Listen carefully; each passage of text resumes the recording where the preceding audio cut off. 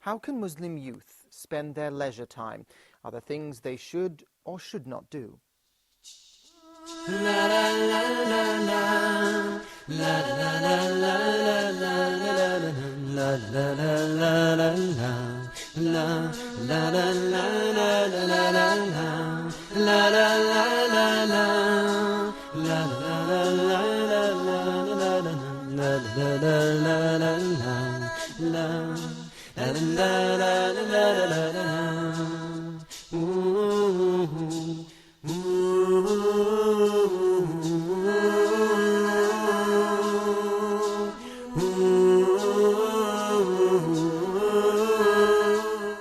Assalamu alaikum and welcome to Youth Talk. I have with me in the studio Sheikh Asim Luqman Al-Hakeem. Pleasure, Sheikh Asim, to have you with us. Thank you. I also have with me three participants. We have on my left Sami, who is a translator. We have Mahmoud, who is a translator. And on the right I have Muhammad, who is a student at the German University in Cairo. Thank you for joining us. Thank you. Sheikh Asim, in today's episode we want to talk about leisure time, or people's, youth's free time. From an Islamic point of view, should youth spend their free time in something specific, or what's the principle in that regard? Bismillah ar-Rahman ar-Rahim, alhamdulillah, salatu wassalamu ala rasulillahi wa alihi wa sahbihi wa man ihtada bihudah. If we agree on the concept that deeds are judged by their intentions, so this means that whatever you do, it depends on your intention. In order for a particular thing to be accepted at the side of Allah, it has to have two important criteria in it. One, that the intention is purely for Allah. Secondly, that the action itself is in accordance to the Quran and Sunnah. It's not innovated and it's not forbidden. If we agree on this concept, then we know that Muslims should not have any leisure time that has no intention or purpose, because a real Muslim always have the intention to do something. He always has the intention to do something with a will or good intention. For example, your prayer, your fasting, and all the other forms of worship, the intention is for Allah Azza wa Jal. Now we're not talking about worship, we're talking about other actions such as playing sports, such as having a meal. These things are permissible to do, but if you add to them a good intention, they are transformed into a form of worship. So in this sense, Muslim youth and any other Muslim category, if they have a good intention in all what they do, then all their actions are transformed into worship. Okay, I'd like to hear from the participants what they spend their leisure time in. For example, Sami? Okay, I like some things that the Prophet Muhammad sallallahu alaihi wasallam ordered us to do, like riding horses. That will be in my village when I'm traveling to my village in Upper Egypt. It's something like reading Quran and making new contacts with new friends, and some sort like that. And Muhammad? Playing football, sometimes reading, and being with my friends most of the time. Okay, so Sheikh Asim, you were mentioning about the fact of intention in what you do. So if somebody plays, for example, sport or something with the intention of being healthy or being having a good physique, is that then something that's good to spend your leisure time in? Or your free time in, shall I say? Anything that you do, you have to cross-examine it with Quran and Sunnah. So if there is nothing that contradicts with the Quran and Sunnah, then it is permissible for you to do. So playing sports in general, soccer in particular, if all the players adhere to the dress code in Islam, which means that they cover the area between the belly button and their knees, and they do not swear, they do not fight, they do not harm each other, they do not waste time, prayer time that is, they're prepared to pray to pray on time, and they don't involve any form of gambling, then this is something permissible for them to do. I know that this is a little bit difficult, especially in what we see in our youth, the rage, the impulsive acts, the amount of swearing, and the urge to win at any cost, even if it was at the cost of harming someone else, then this becomes haram. This becomes forbidden, because Islam promotes peace, promotes being kind to the others, and there's no justification for you to harm others, to insult others, just for the sake of your own pleasure. But before we move on to the other point, the Prophet ﷺ, lots of the brothers think that he told us to encourage our children to ride horses, swim, and what do you call this, archery? Archery. Yes. Actually, he did not. This is the teaching of Umar, the second caliph of Islam.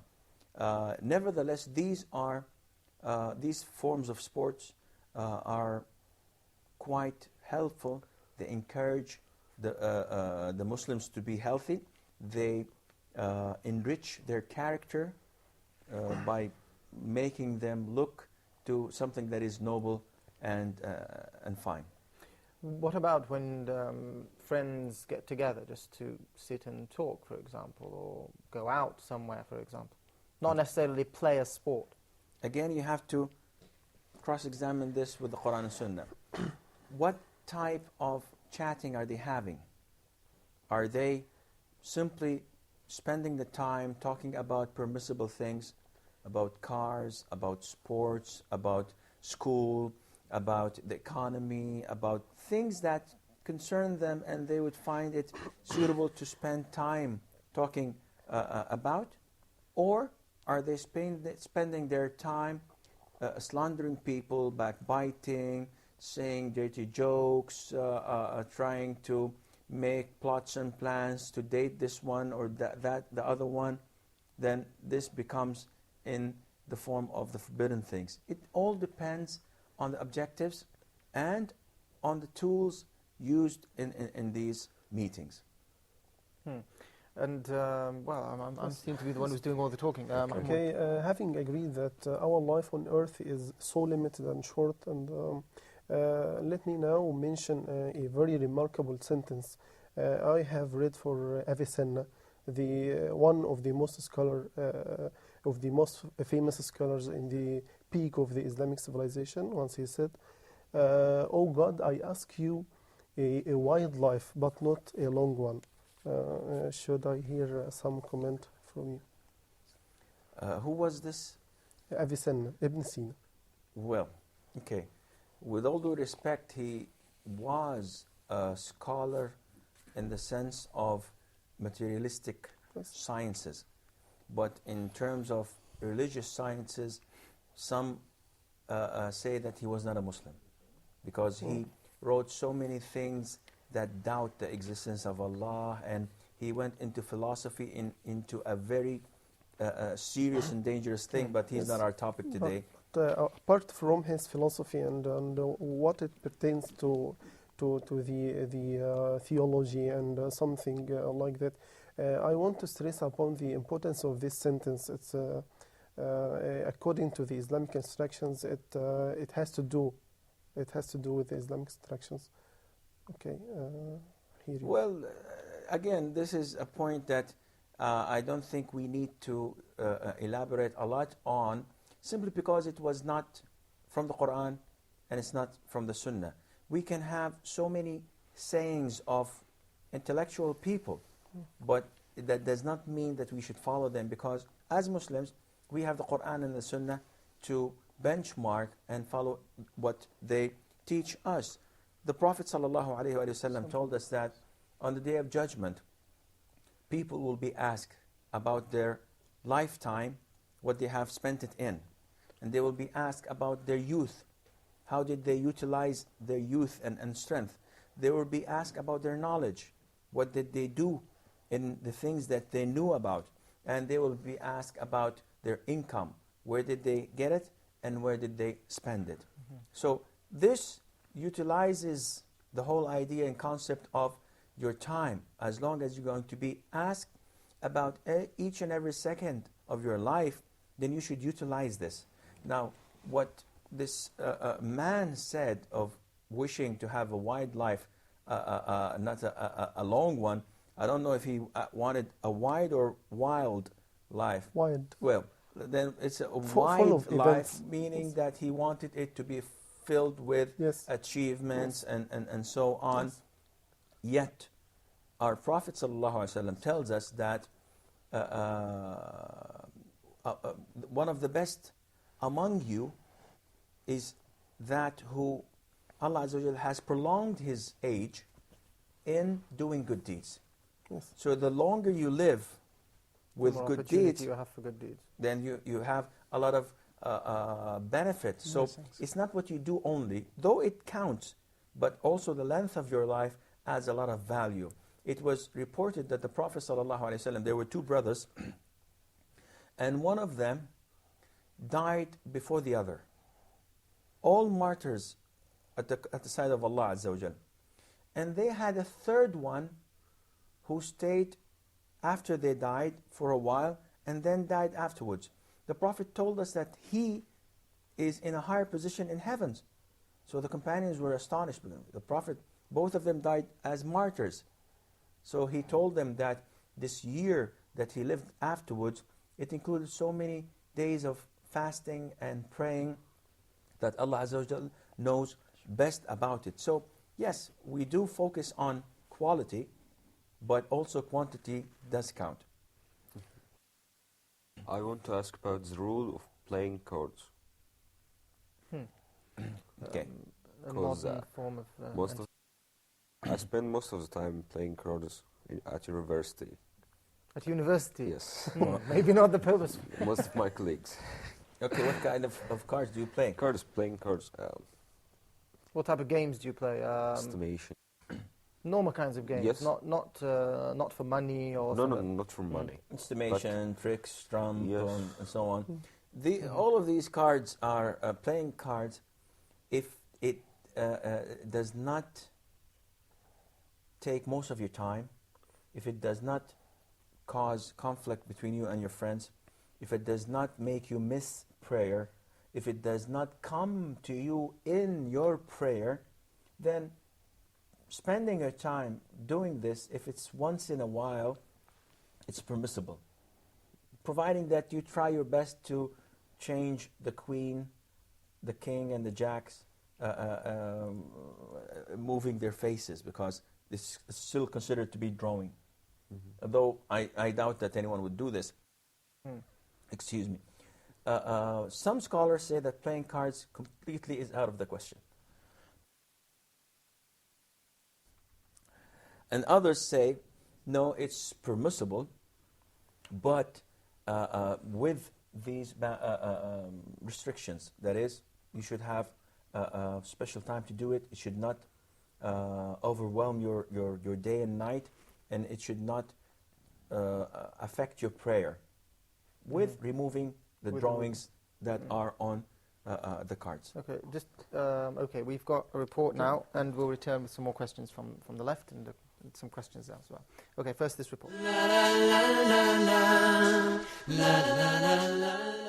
Fond of traveling around, reading somehow, meeting some friends, watching news sometimes, to some extent. That's it. Basically, I try to find hobbies and stuff of interest that I try to maybe kill time with, but at least I'm learning something or gaining some skill. Of course, people have to have fun like most of the time, but also we need to have hobbies or stuff like that, to increase skills and stuff like that. Allah subhanahu wa ta'ala will ask us about how we spend our times and how we spend our money. So we have to spend it wisely.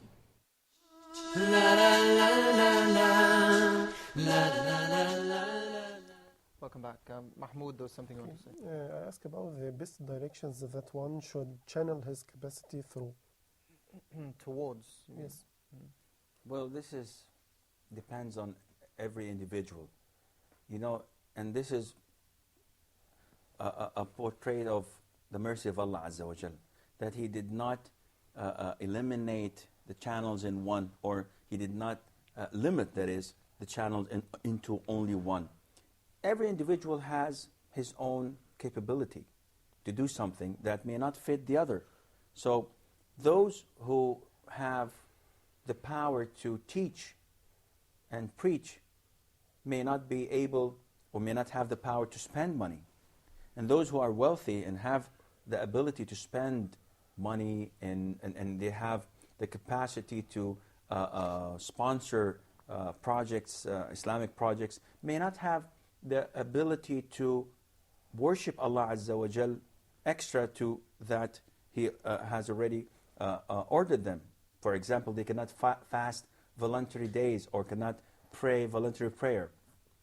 And on the other hand, those who are deprived from money, deprived from ability to teach and preach, deprived from other means of charity work, find it easy for them to fast the days other than Ramadan, and to pray night prayer for God knows how long.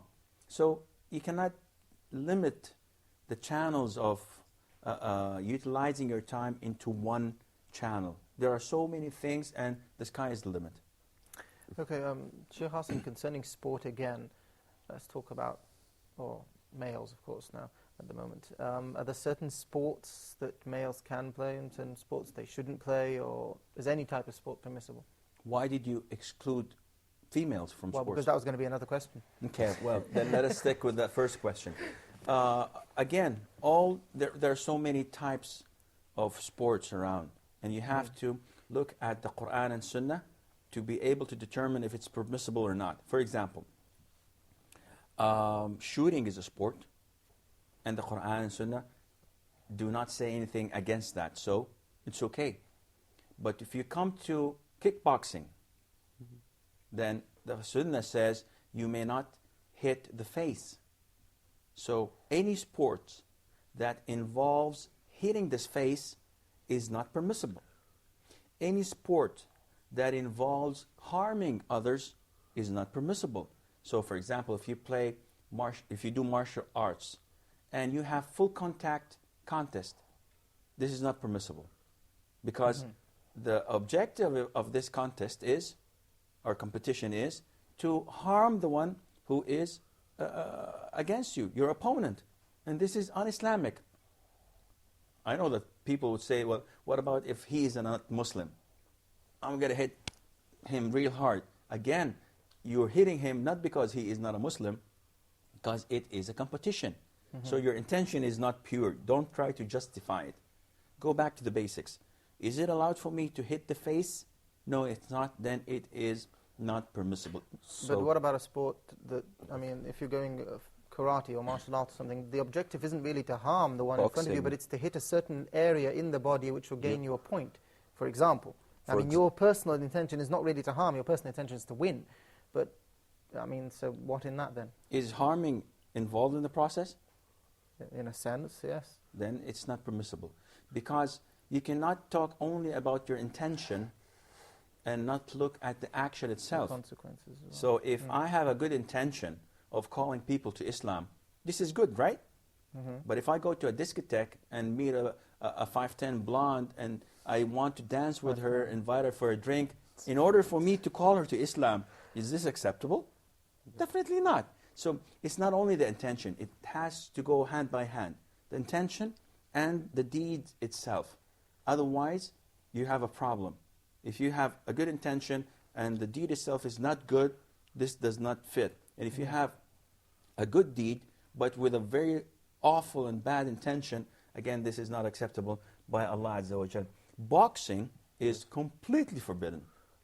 It's completely unacceptable because it involves hitting the face. And this is a sport that Islam forbids. It's not me, and it's the Prophet ﷺ who told us not to hit the face, to avoid hitting the face. So, no, go ahead. And again, we come back to the martial arts thing.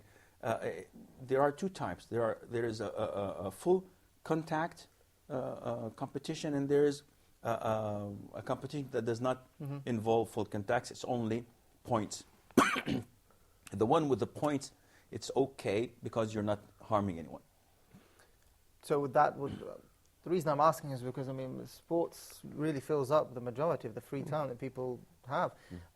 What about sports like wrestling, for example? I mean, wrestling is a sport, again, it's rather aggressive. It can be aggressive, but it's not necessarily intentionally aggressive. What kind of wrestling? The Hollywood wrestling? Or No, the not Roman the WWF, wrestling? the Roman wrestling. Yeah. Okay, Roman wrestling was at the time of the Prophet ﷺ.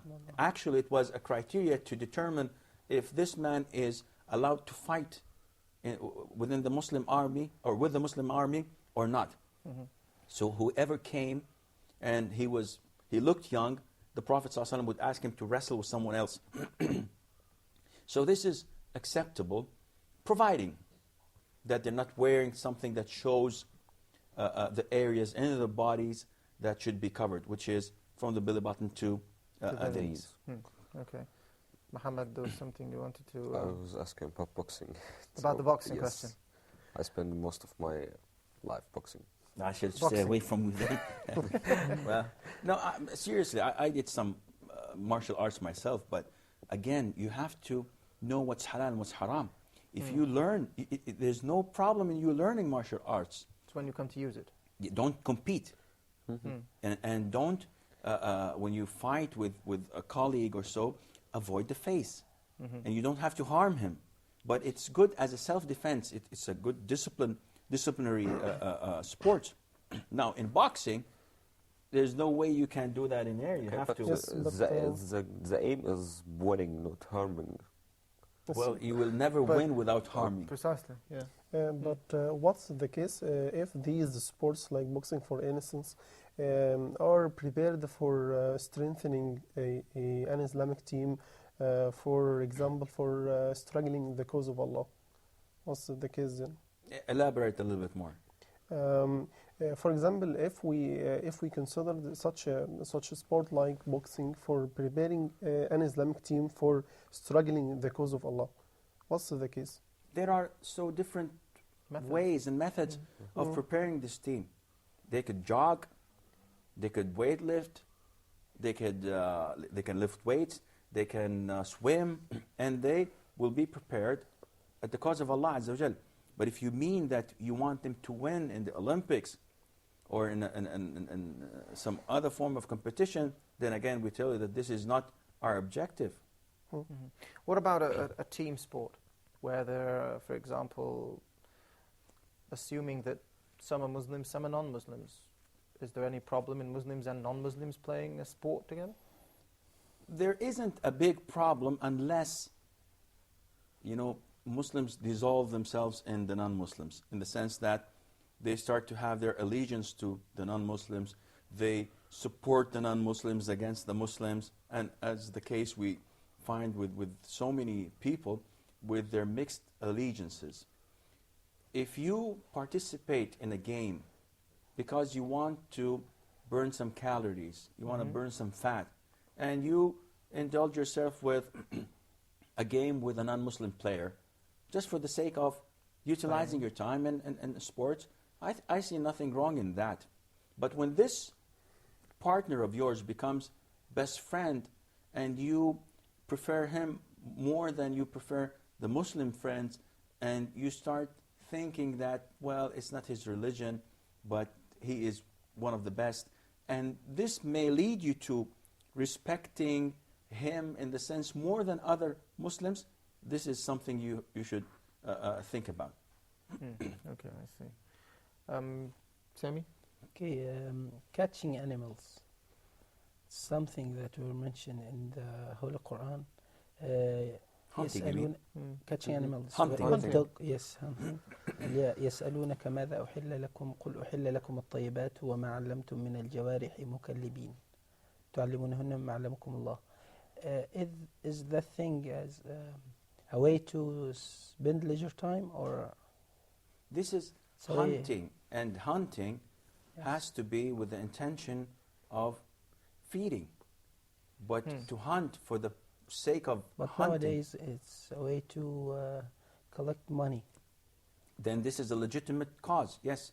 But I don't think that... Hunting for the pleasure of prey and Oh, victim prey to stuff. Yes, this is not acceptable, because the Prophet ﷺ Sallallahu cursed those who take live objects, live animals, as a shooting target.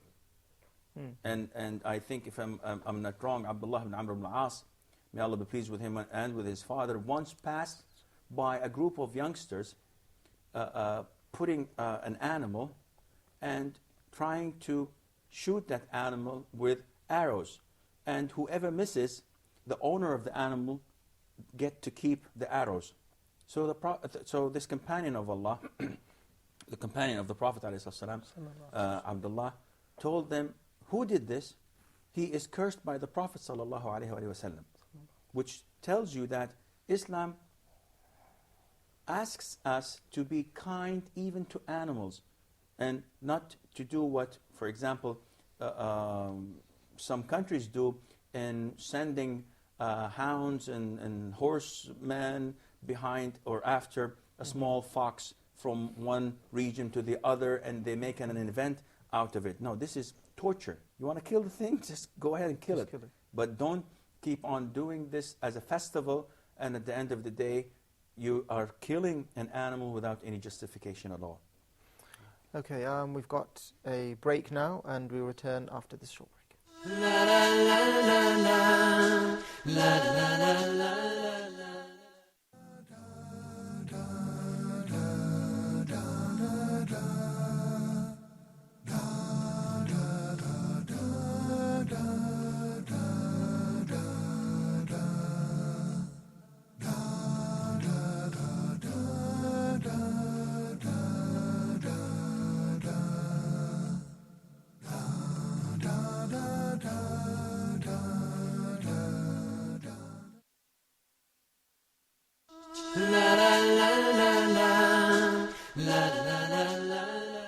Welcome back.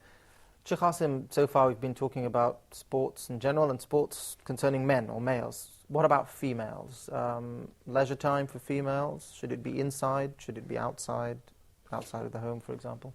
Well, it depends on the community or the society they're in. Women are exactly like men. If men have the right to play sports, then women have all the right to do the same, providing that no one watches them. Because women can watch men play sports, but men cannot watch women play sports.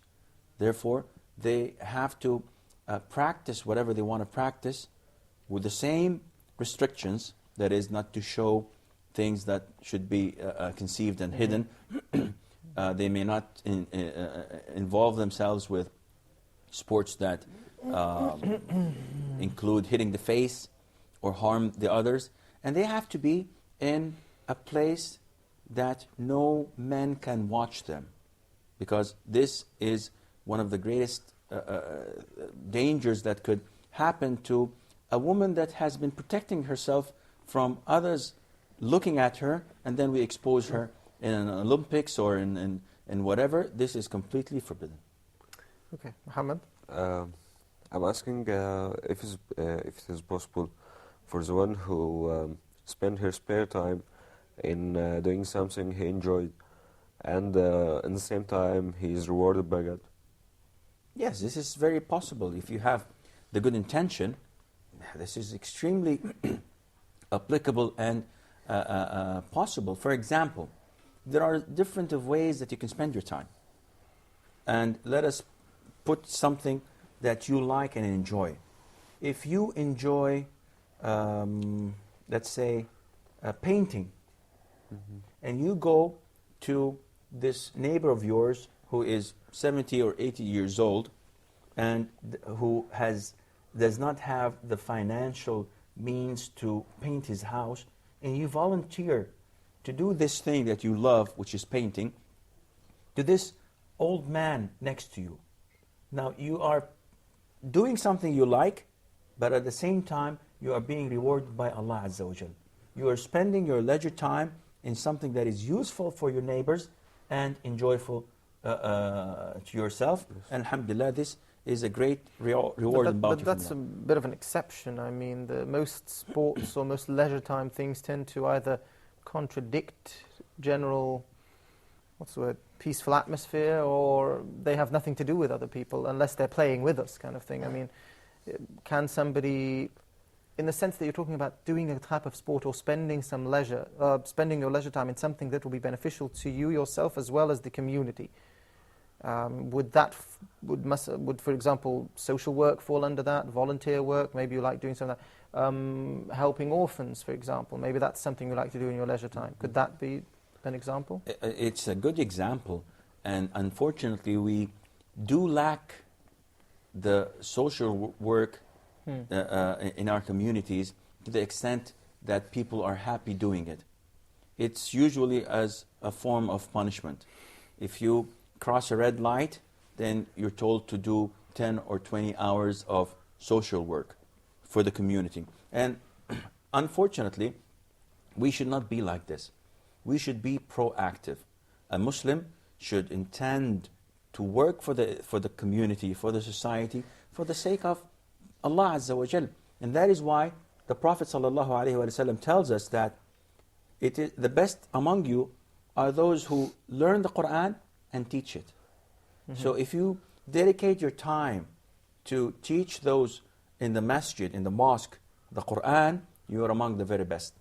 Also, those who know things more than the others.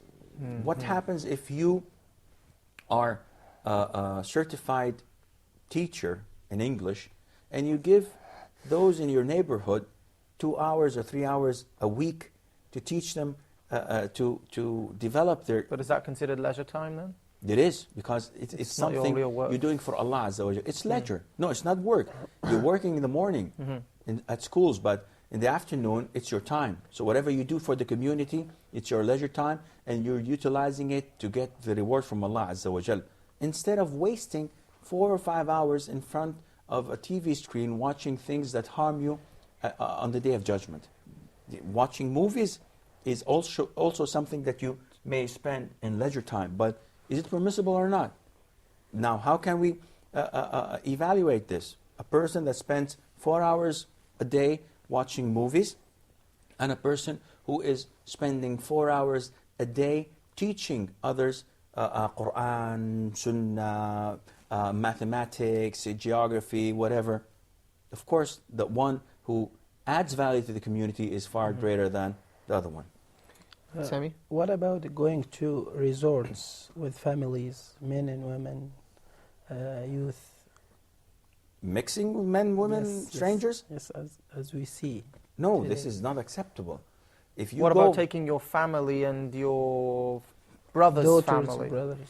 If you go with your family to a resort where there is no sin appearing in front of everybody, if you go to a beach resort and everybody is in their bikinis, and you say Subhanallah, Alhamdulillah, Allahu Akbar, this is a great sin. This is not acceptable. But if you go to a resort that you are in your cabin with your family, you have the wilderness, you have a jungle, you have a forest, you have the deserts, you have different ways of entertaining yourself without exposing yourself to something that is forbidden, and without exposing your family to something that is forbidden. This is completely permissible. And we all do this. We, as families, we all entertain our families once a year in our vacation. We go either to a mountain resort, or we go to Mecca, we go to Medina for prayer in the masjid, or we go off-roading. And this is permissible. There is nothing wrong in that. But it's not an obsession in the sense that you're spending 11 months traveling and moving from one resort to the other.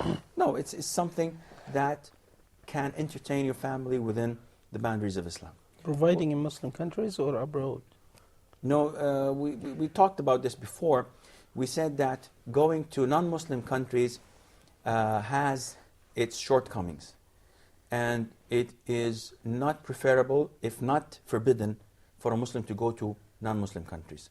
Because there are conditions that we've mentioned before, that to go to a non-Muslim country, you have to have three conditions. One, you have to have a degree of knowledge that prevents you from accepting any doubts. And you have to have a degree of piety and faith in order to deter you from pursuing your lusts and desires.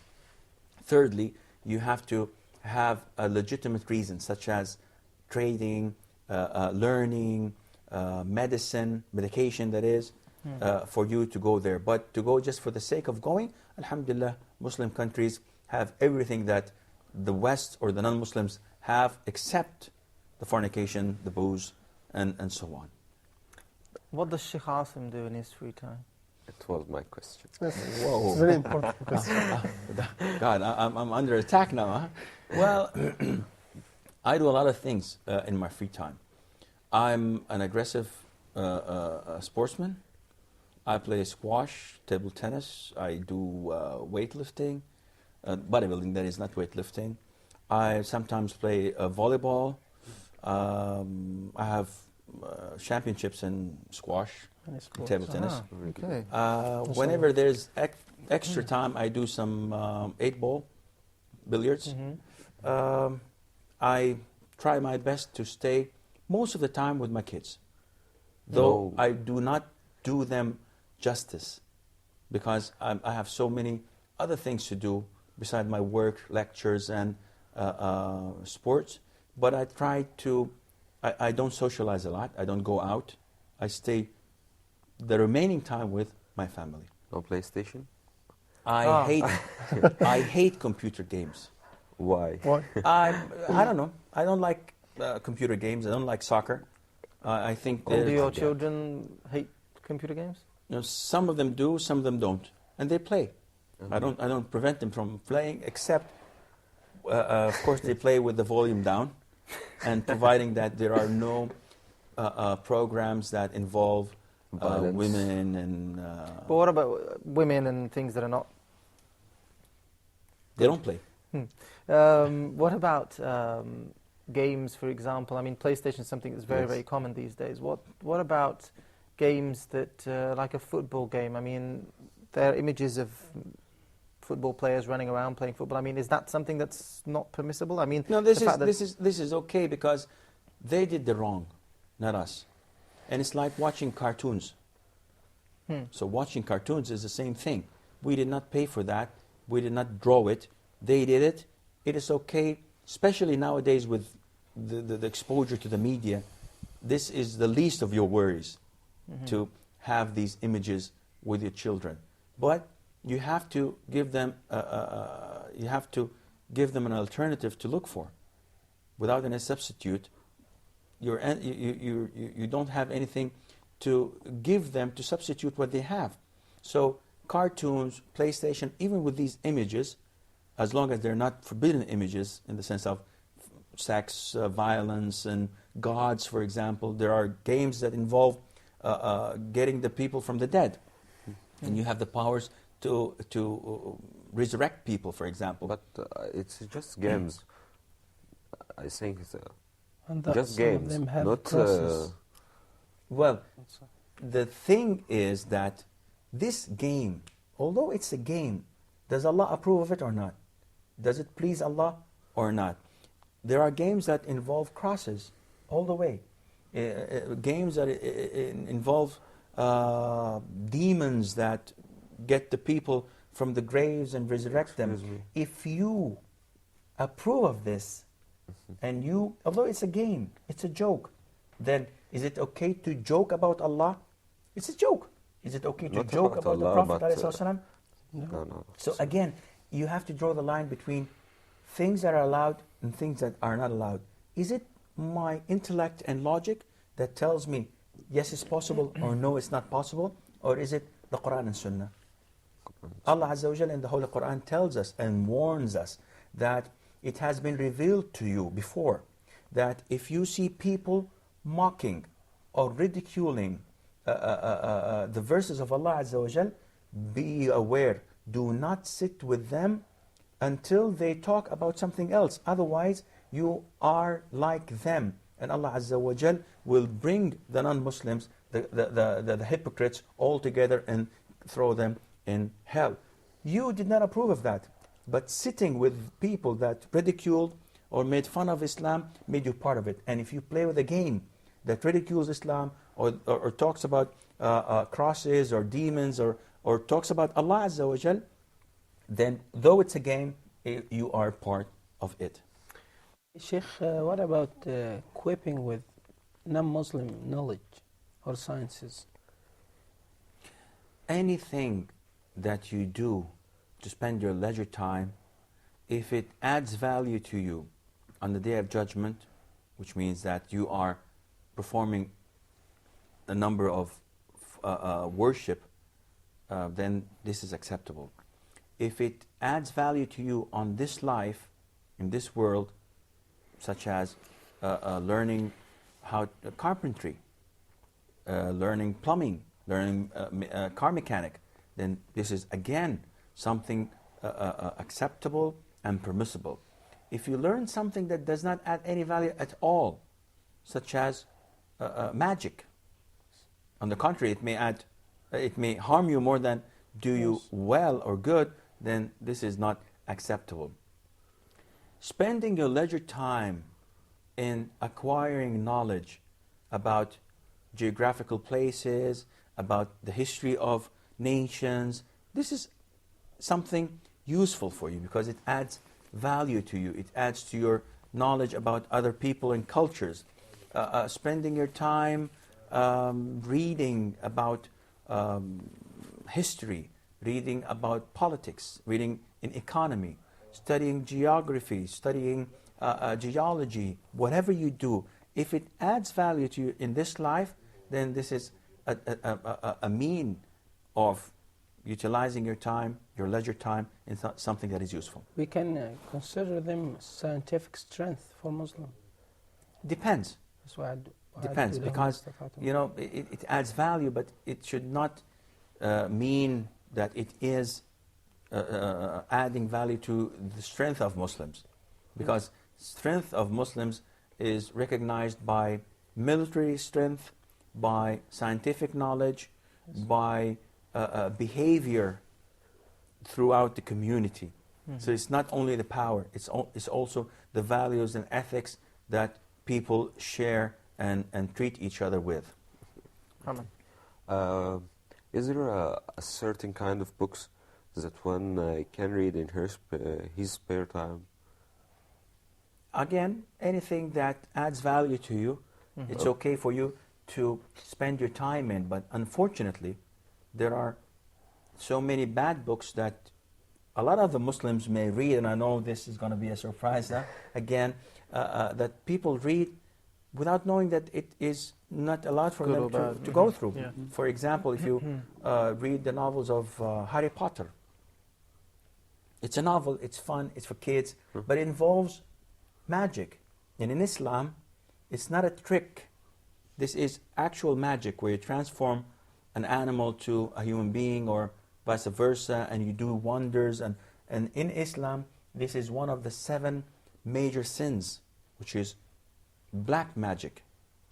Now, I'm not talking about, swapping the place of a card here or there, or tricks that you can do with movements and so on. I'm talking about the actual magic that is applied in such novels. Well, the Da Vinci Code, also it's a famous novel. I think it was made a film. Made into a film. It talks about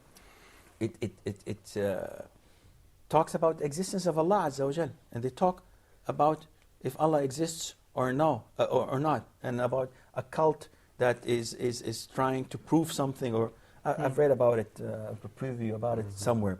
So it depends on what you read. If you read vulgar novels or novels that involve pornography and bad things, then this is forbidden. So then you would say then any fiction novels are not supposed to be, in a No, sense, fiction novels are okay. If you're reading Star Wars, for example, things that involves planets, a feud between two planets, it's fictional. Okay, you're spending your time in something that is not that useful, but it's not forbidden. As long as you're doing what you're supposed to do, and you need this half an hour a day just to, So you can read it, but you can't watch it. No, even watching it. Watching it, again, if it does not involve forbidden things, it's okay. And forbidden things are illustrated in having females and having music. So if there were to be a movie that does not have females and music, it's okay to watch, and not occasionally, but once every while. For example, Saving Private Ryan, though it's a Jew director, though I did not see the movie itself, alhamdulillah, but I was told that it did not have any women in the cast, and that there, of course, there has to be a certain amount of music in it. If a person lowers the volume and does not listen to the music and watches the movie, I see no harm in doing that. But again, this is not the priority of a Muslim to spend his time in. Sami, I think there was something you wanted, you had mentioned before. I want to ask about the reading in religious scripts like Bible, Gospels, and other non-Muslim scripts. Okay. Islamically, this is not allowed, because the Prophet of Allah ﷺ once met the second Caliph, Umar, who was his companion, and he saw a paper in his hand. So he asked him, "Oh, Umar, what is this?" So he told him, "It's a paper from the scripture." So the Prophet was angry with him, ﷺ, and he took it away from him and told him that if Moses were to be alive, he would not do anything but follow me, because I came with the final revelation. So you have to recite the Quran, and this is more than enough for you. I know that a lot of the viewers, and maybe those who are participating with us today, would have second thoughts regarding this, because they would say, what prevents us from reading other scriptures as long as we're confident of what we have? The answer would be, first of all, are you confident of what you really have? Do you have enough knowledge that gives you the power to investigate other religions without casting any doubt to your own? The majority would, I would presume the answer would be no. Secondly, you are ordered at the side of Allah to study your Quran, to study your Sunnah, and this is what you're going to be questioned about on the Day of Judgment. It's not the other scriptures. Therefore, it is forbidden for a Muslim to read other religious books than Islam, unless he is a researcher. He's a knowledgeable scholar of Islam, who is capable to study the other refute fallacies and yeah, well, I personally, I read the Bible. I have 3 or 4 copies of the Bible in home. I have them on CDs, and I sometimes, and a lot of times, I benefit from them in my lectures. But it's crystal clear for me that these books are not authentic. Though, to those who are not learned, to those who are not strong in their knowledge of Islam, this is not permissible, and it's not acceptable. thank you. What then should, if one were to look for something apart from sport and apart from games and apart from movies and all the things that we've been talking about in a sense, what can one do in his leisure time to be, for example, a better Muslim or a better youth? Well, to be a better Muslim, you have to study Islam. But to be a better youth, the sky is your limit. You have so many things that you can utilize your time in, and not necessarily to be forms of worship, not necessarily to be learning the Quran and the Sunnah, though they are the prime of knowledge. But still, if you don't want to, there are other things. You can collect stamps. I know a lot of people that collect stamps. You can build aircraft models. Don't fly them though. You have a problem then. You can ride a bike. You can socialize with people. You can form groups of young youth, especially on the internet now, which is something that everybody's using. You can form a club or a chat rooms to call people to Islam. You can make mailing lists to non-Muslims, sending them invitations, sending them highlighting things about Islam that would benefit them. You can engage with your friends in learning mechanics, car mechanics, plumbing, carpentry. You can work part-time just for the sake of learning trading and economy and so on. You can do so many things with your leisure time, but the most important thing is to stay away from trouble, stay away from drugs, alcohol, women, stay away from anything that makes Allah Azza wa Jal unpleased with you.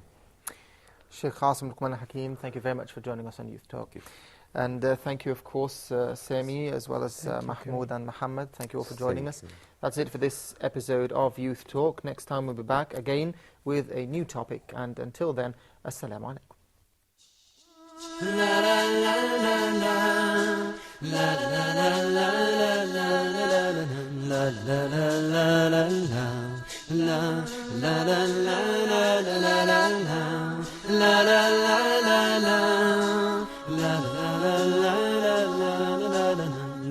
La